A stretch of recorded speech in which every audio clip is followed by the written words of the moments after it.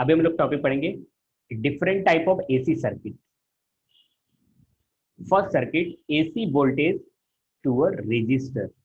एक ऐसा सर्किट है जिसमें सिर्फ और सिर्फ रेजिस्टेंस लगा हुआ है। जैसे सपोज आपके घर में भी बहुत सारे ऐसे बल्ब है, फैन ऐसे लगे होंगे, तो एक ऐसा सर्किट लेना है जिसमें सिर्फ रेजिस्टेंस लगा हो।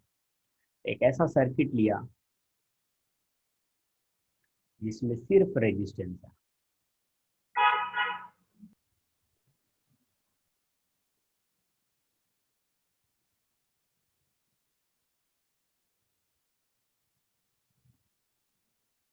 यहाँ पे एक रेजिस्टेंस लगा है,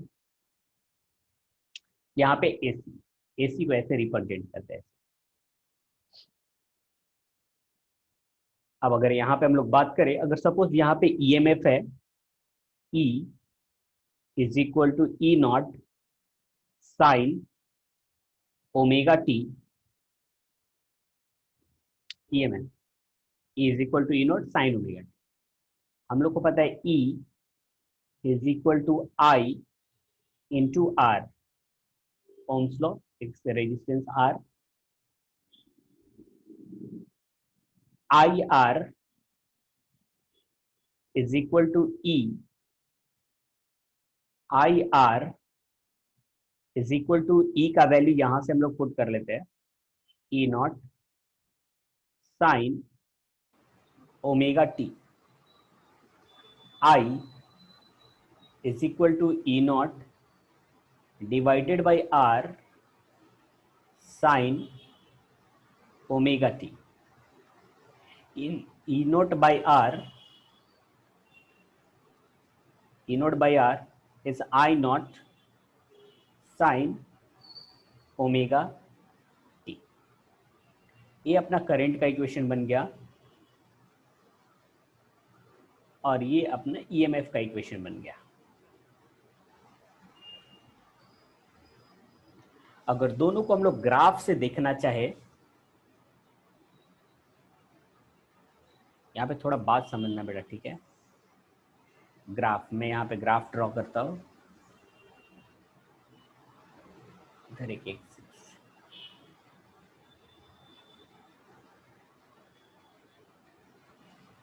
अगर ग्राफ ड्रॉ करे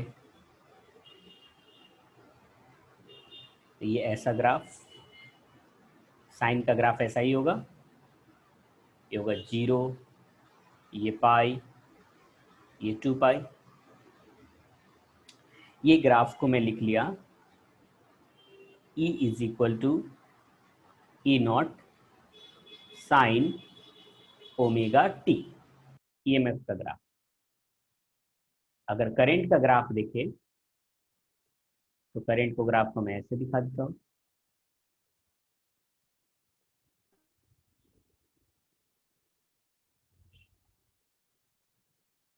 रेड वाले को मैंने करंट का ग्राफ दिखाया है और इसका जो इक्वेशन है वो I is equal to I not sine omega T. अब इस ग्राफ को थोड़ा समझो, यहाँ पे E is equal to E not sine omega t है, ईएमएफ का ग्राफ, तो यहाँ पे ये ग्राफ ड्रॉ कर दिया। यहाँ पे I is equal to I not sine omega T का ग्राफ, यहाँ पे रेड वाला करंट का ग्राफ ड्रॉ कर दिया, equal to I not sine omega t. यहाँ तक ठीक था। अब आप अगर इस ग्राफ को थोड़ा एनालाइज करो तो देखो कि जिस समय करंट इंक्रीज हो रहा है, रेड वाला करंट, जिस समय रेड वाला इंक्रीज हो रहा है उस समय ब्लैक वाला भी इंक्रीज हो रहा है। मतलब जिस समय करंट इंक्रीज हो रहा है उस समय ईएमएफ भी इंक्रीज हो रहा है, जिस समय करंट डिक्रीज हो रहा है उस समय ईएमएफ भी डिक्रीज हो रहा है। जिस टाइम करंट नेगेटिव इंक्रीज हो रहा है उस समय ईएमएफ भी नेगेटिव इंक्रीज हो रहा है। जिस समय करंट नेगेटिव डिक्रीज हो रहा है उस समय ईएमएफ भी नेगेटिव में डिक्रीज होकर के फाइनली 0 हो रहा है। इसको बोलते हैं हम लोग इन फेज, इसको बोलते हैं इन फेज, इन फेज या फिर सेम फेज। इन फेज भी बोलते हैं या फिर क्या बोलते हैं, सेम फेज। वेट, किसी का माइक्रोफोन ऑन है पहले।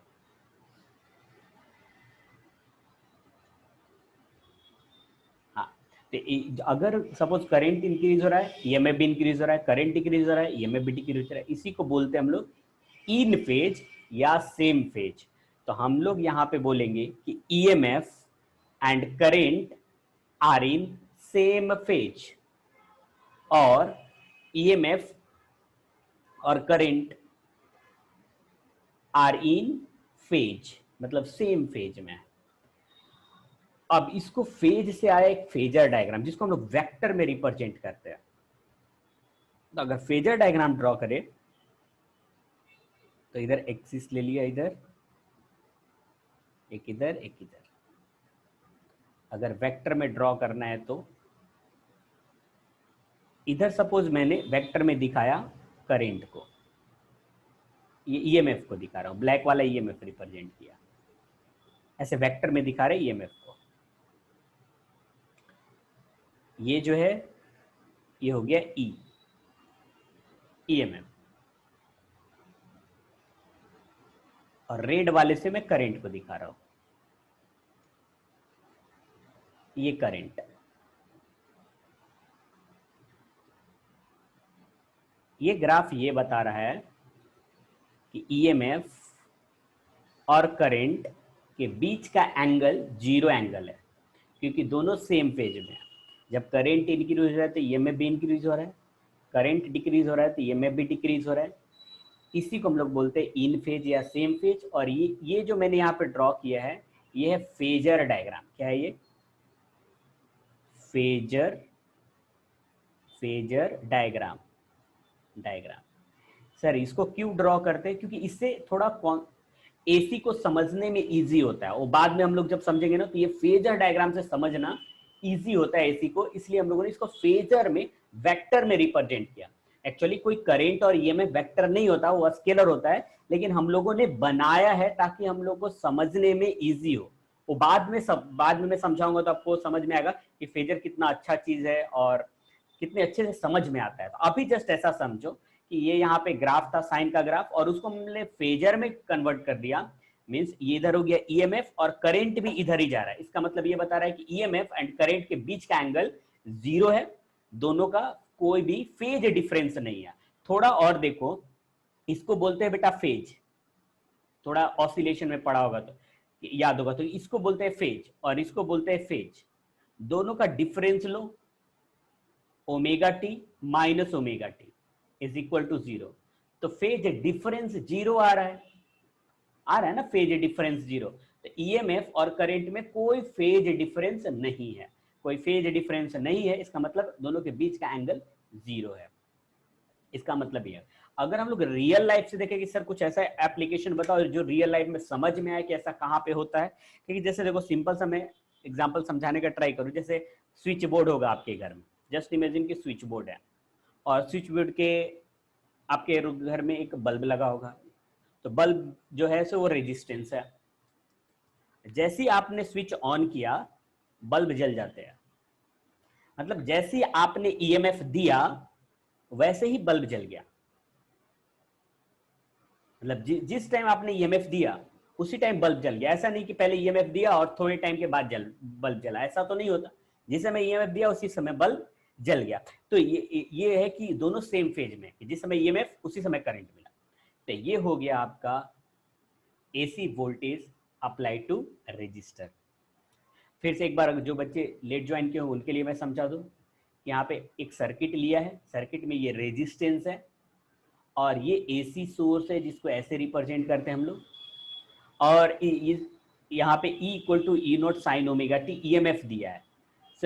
सर ये क्या है sir, E equal to E note sine omega t? क्योंकि देखो बेटा ये जो है यहाँ पे ये डिवाइस लगा होगा जो एसी ईएमएफ प्रोड्यूस कर रहा होगा, यहाँ पे उसको ऐसे रिप्रेजेंट करते हैं। कैसे वो प्रोड्यूस कर रहा होगा? तो ये E note sine omega T.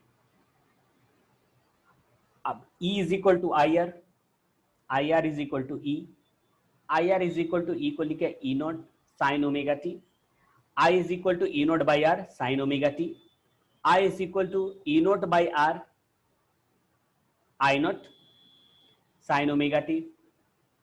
अब ये दोनों का ग्राफ ड्रॉ कर लिया, ईएमएफ का और करंट का, यहाँ पे ड्रॉ किया। ऐसे ब्लैक वाला जो दिखाया है साइन का ग्राफ, वो ईएमएफ का ग्राफ, और जो रेड वाला दिखाया है साइन का ग्राफ वो करंट का graph.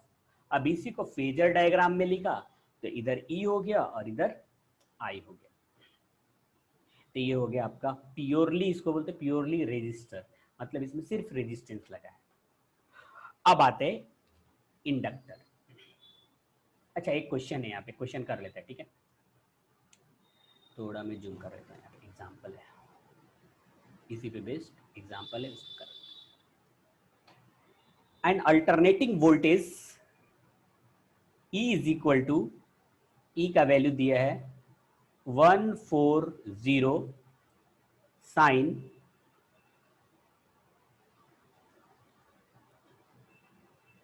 Sign 3142 into T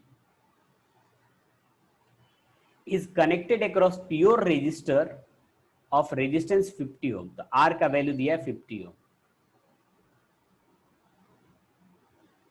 find frequency of the source. इसका फर्स्ट बोल रहा है फ्रीक्वेंसी, एफ का वैल्यू बता दो कितना।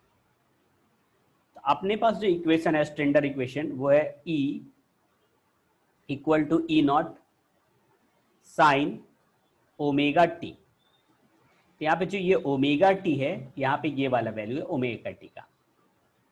Omega t is equal to 3142 into T। T and T get cancel। Omega is equal to 3142 and omega can be written as 2 pi f is equal to 3142, f is equal to 3142 divided by 2 pi पर second. ये calculation आप कर लेना बेटा, frequency मिल गया, पहले first का हो गया। सेकेंड क्वेश्चन, सेकेंड बोल रहा है the RMS current. RMS current पिछले लेक्चर में पढ़ा था, RMS current i RMS is equal to I not by √2 आया था, आई नोट बाय √2 आया था। लेकिन हम पहले तो आई नोट चाहिए होगा, हम लोग को आई नोट चाहिए होगा, तो E naught is equal to I naught into R. E naught is equal to I naught into R. R इसलिए लिया क्योंकि यहाँ पे मेंशन किया है प्योर रेजिस्टर, मतलब सिर्फ रेजिस्टर ही लगा हुआ है, इसलिए यहाँ पे E naught equal to I naught into R लिया। I naught is equal to E naught by R. I naught is equal to E naught, E naught ये वाला ई नॉट होगा 140, तो 140 divided by R, R is 50, 0 0 cancel. I naught is equal to 14 divided by 5, ये आई not मिल गया। अब ये आई not का value यहां पे पुट कर लेना है, आई आर एम एस मिल जाएगा। I R M S is equal to I not का वैल्यू पुट किया 14 divided by 5 divided by √2। I R M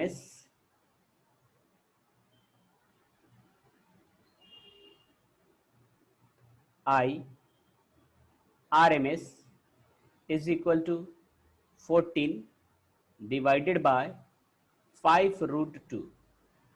14 divided by 5 √2 का वैल्यू 1.414, जो भी आएगा वो एम्पियर में आंसर आएगा, एम्पियर करंट। अच्छा आई आर एम एस, अच्छा हाँ आर एम एस करंट पूछा है, ठीक है। तो ये सॉल्व करने के बाद आंसर आ जाएगा। एक बार कैलकुलेट, ये वाला कैलकुलेशन कर सकते हैं क्या, कर लेना, ही आएगा आंसर आएगा। नेक्स्ट टॉपिक पे हम लोग आते हैं। अब चाहो तो स्क्रीनशॉट इसका ले सकते हो। नेक्स्ट बात करते हैं AC voltage applied to an inductor.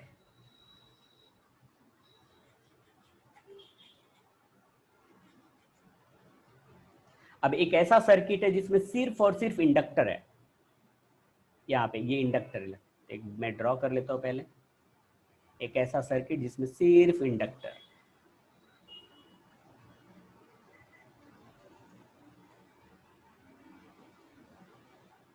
ये एसी से कनेक्टेड है।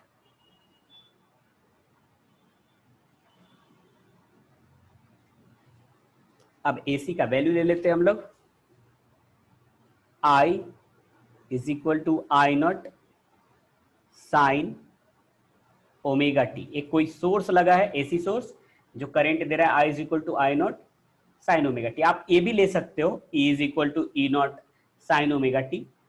मैंने करंट ले लिया क्योंकि ये मैं पहली बार लिया था, इस बार करंट ले लिया, I is equal to I not sine omega t. Okay, तो ये तो I का इक्वेशन मिल गया हम लोग को। अब ईएमएफ का देखना, एक हम लोगों ने फॉर्मूला पढ़ा है, E is equal to l d i by D t. ये कहीं पढ़ा था, E is equal to l d i by D t, electromagnetic induction में पिछले चैप्टर में पढ़ा था। E is equal to l d i by D t. L is a inductor, I is current, T is time. E is equal to L d by dt, d by dt। I का value यहां से put कर लेते हैं, I naught sine omega T. E is equal to L, I naught बाहर, D I D by D T, D by D T sine omega T. इसको अच्छे से देखना बेटा, ध्यान से सुनो। E is equal to L I not sine का differentiation cos, cos omega T into omega, into omega. Omega बाहर आ जाता है, कोएफिशिएंट जो रहता है ना टी का, वो बाहर, तो साइन का डिफरेंशिएशन कॉस और ओमेगा टी का ओमेगा बाहर। E is equal to L I naught omega cos omega T. E is equal to, ये कांस्टेंट लिख लेते हैं यहां से यहां तक, L I naught omega constant, तो इसको लिख लेते हैं E naught, E not cos omega T. इसको लिखा मैंने, एल कांस्टेंट है, आई नॉट कांस्टेंट है, ओमेगा कांस्टेंट है, तो ये तीनों को मिला करके ई नॉट लिख लिया। मैं यहाँ पे लिख भी देता हूँ कि मैंने जो लिखा है, ई नॉट लिखा है, वो लिखा है एल आई नॉट, ओमेगा को लिखा है ई नॉट। ये बाद में काम आने वाला है अभी। ओके, अब अपने पास ईएमएफ का जो equation E is equal to, इसको लिख सकते हैं हम लोग E not sine omega T plus pi by to.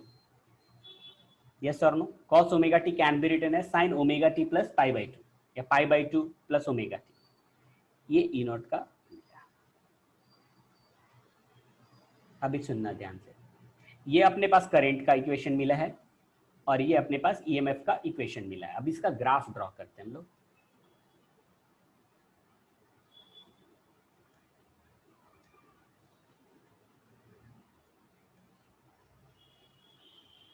ये हो गया अपना इधर एक्सिस, थोड़ा और ऊपर ड्रॉ करना चाहिए, ऐसे।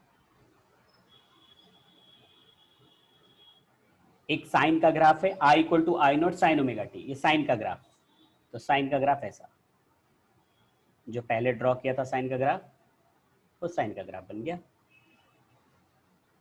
ये जो इक्वेशन आया, ये आया I is equal to I not sine omega T, इसका ग्राफ आया। अब ईएमएफ का ग्राफ देखें हम लोग, ईएमएफ का ग्राफ, तो ईएमएफ का जो ग्राफ है वो कॉस का ग्राफ है। तो कॉस का ग्राफ यहां से चलेगा, यहां से ऐसा स्टार्ट होगा, ऐसा जाएगा, ऐसे जाएगा, ये हुआ कॉस का graph. E is equal to E not cos omega t. ध्यान से सुनना, अभी एक बहुत अच्छी बात आने वाला है। E equal to E not cos omega t. Phasor diagram, phasor diagram draw करते हैं।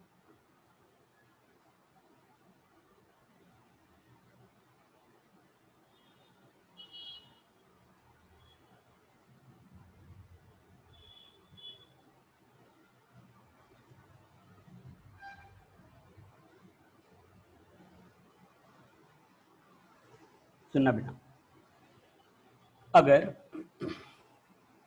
ईएमएफ यहां पे देखना, ये वाला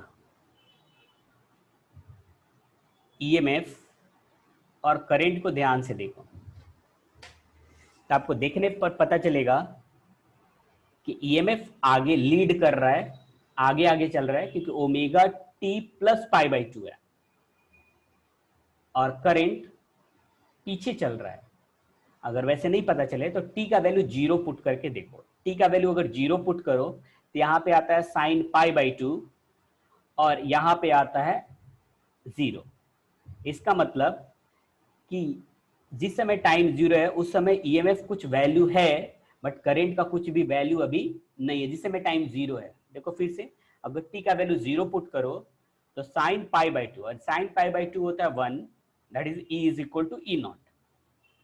लेकिन यहां पे टी का वैल्यू 0 पुट करो तो साइन 0 0, आई का वैल्यू 0। मीन्स जिस समय टाइम स्टार्ट हो रहा है उस समय ईएमएफ तो है बट करंट नहीं है।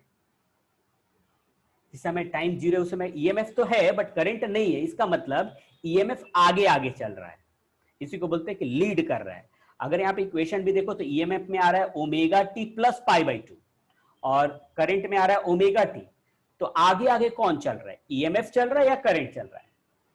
ईएमएफ में omega T plus pi by 2 है, तो ऑफकोर्स ईएमएफ आगे आगे चल रहा है। और कितना एंगल से आगे चल रहा है, कितना एंगल से आगे चल रहा है? तो पाई बाई 2 एंगल से ईएमएफ आगे आगे चल रहा है। यस और नो? तो जब इसको हम लोग दिखाएंगे, क्योंकि यहां पे देखो पाई बाई 2 है, तो पाई बाई 2 एंगल से ईएमएफ आगे चल रहा है। जब इसको हम लोग दिखाएंगे तो रेड से मैं ईएमएफ को दिखा देता हूं। ईएमएफ आगे आगे चल रहा है, तो ईएमएफ को मैं इधर दिखा देता हूं। ईएमएफ को इधर दिखा दिया, ये हो गया ई नॉट। और करंट पीछे पीछे चल रहा है, तो करंट को इधर दिखा देते हैं।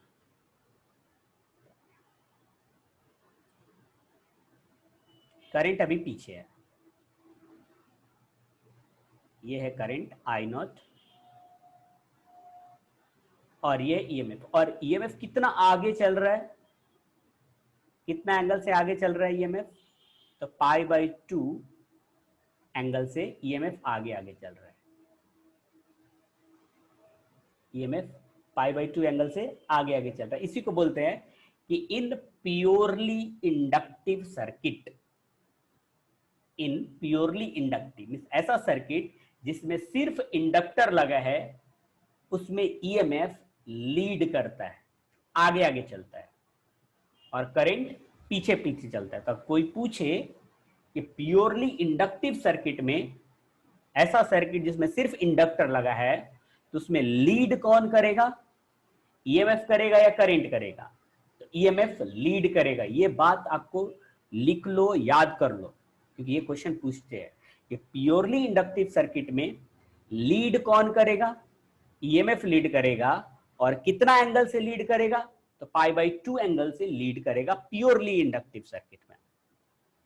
लैग कौन करेगा प्योरली इंडक्टिव सर्किट में? लैग कौन करेगा, पीछे कौन चलेगा? करंट पीछे चलेगा। आगे कौन चलेगा? ईएमएफ आगे चलेगा प्योरली इंडक्टिव सर्किट में। ओके, अगर हम लोग बात करें, थोड़ा अब आते हैं टॉपिक पे।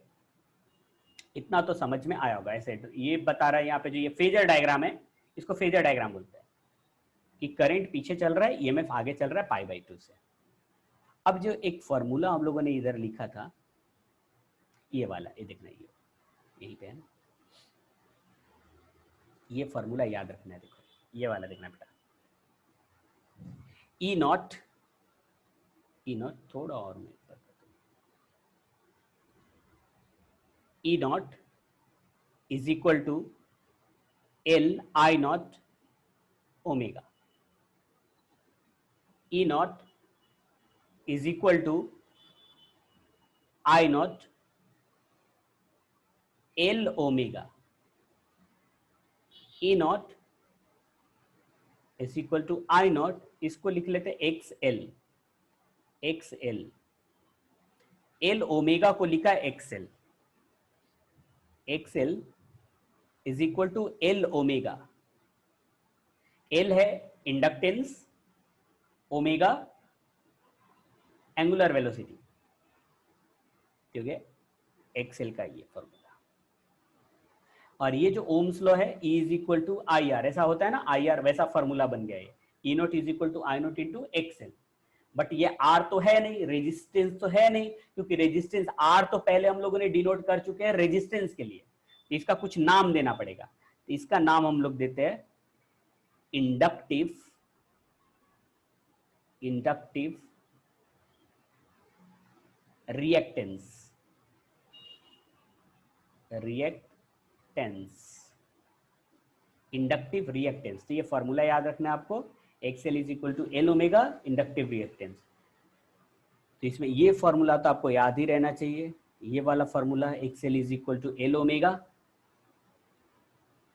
और फिर ये याद रखना है कि ईएमएफ लीड करेगा पाई बाई 2 से, करंट लैग करेगा पाई बाई 2 से। तो ये हो गया अपना प्योरली इंडक्टिव सर्किट। तो हम लोगों ने कहा purely resistive and purely inductive. एक ऐसा सर्किट जिसमें सिर्फ रेजिस्टेंस हो, ऐसा सर्किट जिसमें सिर्फ इंडक्टर हो। तो सिर्फ अगर रेजिस्टेंस हो तो उसमें current and EMF same phase में होगा पहले वाले में। लेकिन अगर हम लोग प्योरली इंडक्टिव की बात करें तो सेम फेज में नहीं होगा, क्योंकि सेम फेज में नहीं है। आप चेक करना की चाहो, देखना चाहो तो देख सकते हो, जिस समय करंट अभी 0 है उस समय ईएमएफ 0 नहीं है। अभी करंट इंक्रीज हो रहा है बट ईएमएफ डिक्रीज हो रहा है, तो ये सेम फेज में नहीं है। अब आते हैं हम लोग नेक्स्ट में purely capacitive circuit. Purely capacitive होगा इधर, ये तो इंडक्टिव सर्किट है। नेक्स्ट आते हैं प्योरली, यहां पे है देखो। तो पहले कैपेसिटर का डायग्राम ड्रॉ कर लेते हैं हम लोग।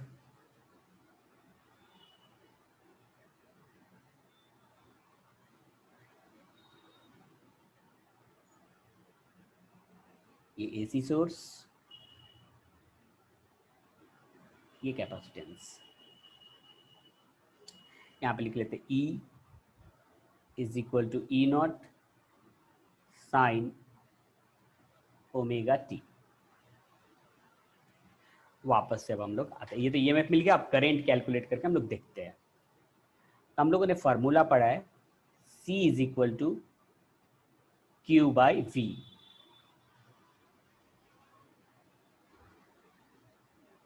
Q is equal to C into V,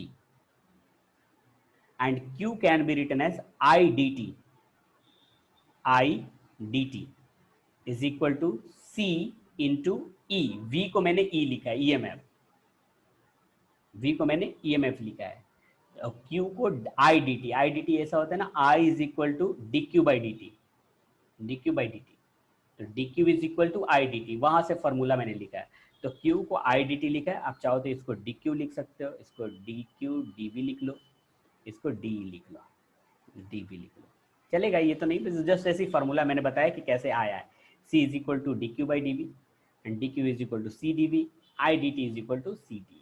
बस ये फॉर्मूला यहाँ, अब इसका यहाँ पे मैं यूज कर रहा हूँ। I dt is equal to c de। I dt is equal to C D, and E का वैल्यू यहां पे E naught sine omega t.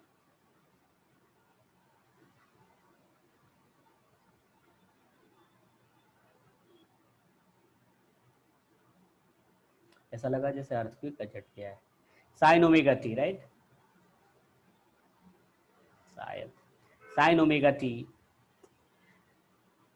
I is equal to C d E naught sin omega t divided by dt. I is equal to C E naught बाहर, C is equal C E naught d by dt sin omega t. I is equal to C E naught, sine का differentiation करते हैं, sine का differentiation cos omega T into omega. I is equal to C E naught omega cos omega t. I is equal to C E naught omega, इसको I naught लिख लेते हैं, cos omega t. मैंने यहाँ पे लिख देता हूँ कि ये जो I naught मैंने लिखा है ना, वो लिखा है C E naught ओमेगा, इसको लिखा है. I is equal to I naught, cos को लिख लेते हैं sign omega T plus pi by to. Cos is sine omega T plus pi by to. तो ये इक्वेशन बन गया करंट का, और ये इक्वेशन बन गया ईएमएफ का. अब हम लोग ग्राफ ड्रॉ करते हैं.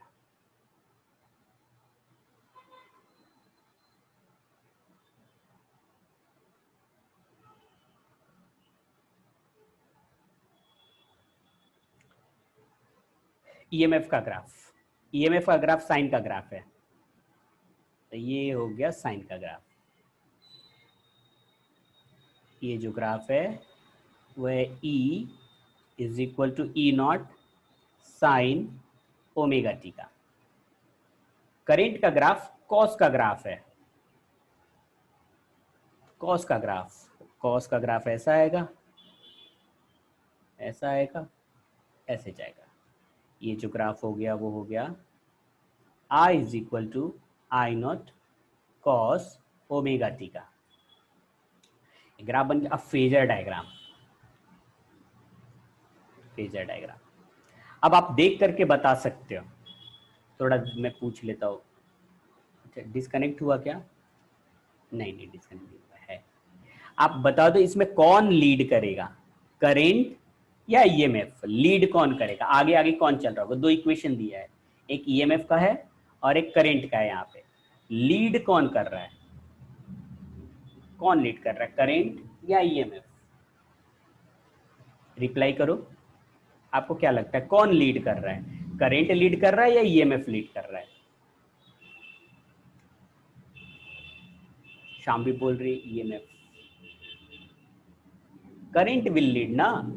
आप करंट में देखो तो करंट में बेटा है sine omega T plus pi by to. तो कौन लीड कर रहा है? करंट लीड कर रहा है इसमें, इस वाले में करंट लीड कर रहा है. अगर इसका इक्वेशन देखो तो sign omega T plus pi by to है, यहां तो ओमेगा टी है, तो लीड करंट कर रहा है यहां. ठीक है, तो करंट लीड कर रहा है, ईएमएफ लैग कर रहा है. तो अगर हम लोग इसका फेजर डायग्राम ड्रॉ करें,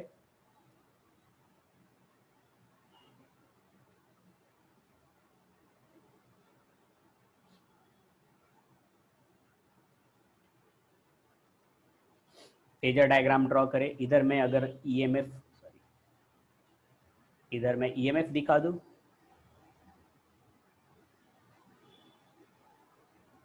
तो करंट आएगा आगे, करंट इधर जाएगा. इधर ई नोट दिखा दिया ईएमएफ, तो 90 डिग्री पे आगे करंट जाएगा आई नॉट. ये हो गया इसका फेजर डायग्राम, ये 90 डिग्री से. अच्छा थोड़ा ये वाले को देखते हैं, ये सॉरी इसमें इसको देखते हैं. I naught is equal to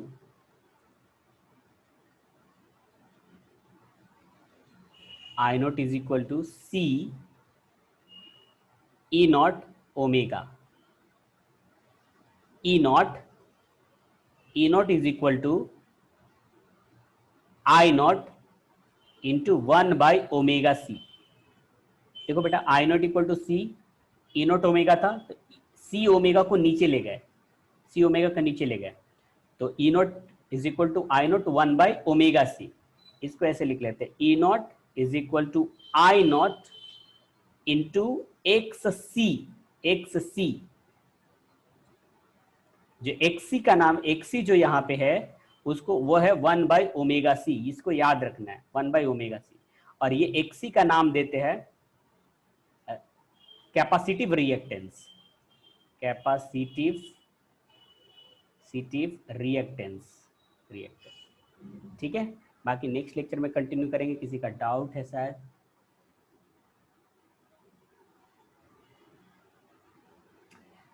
fourth दिखा सकते हैं बेटा, किसी भी क्वाड्रेंट में आप दिखा सकते हैं, ऐसा कुछ नहीं है। सिर्फ आपको ये दिखाना है करंट 90 डिग्री आगे है ईएमएफ से, तो आप क्वाड्रेंट में किसी में दिखा सकते हैं। सिर्फ ये पता चलना चाहिए कि ईएमएफ से करंट आ गया। ठीक है, फिर नेक्स्ट लेक्चर में मिलते हैं। Thank you so much, thank you.